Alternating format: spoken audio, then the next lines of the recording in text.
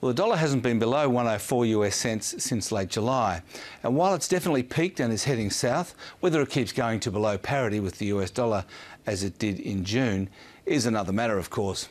At heart, it's a question of whether the Australian currency is a risk investment asset like shares or a way of trading commodities, since the Australian economy is so reliant on commodities.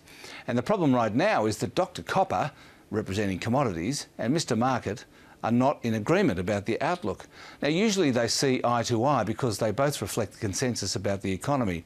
But right now, Dr. Copper is gloomy, while Mr. Market is optimistic. And that largely has to do with the US economy, certainly not Europe or Japan. This chart matches the S&P 500 index with durable goods orders in the United States, which is a proxy for the manufacturing industry there. The latest data came out on Friday and blew away the consensus forecasts. And it's really why the share market is so strong right now. On the other hand, the Chinese share market continues to produce the worst performance in the world.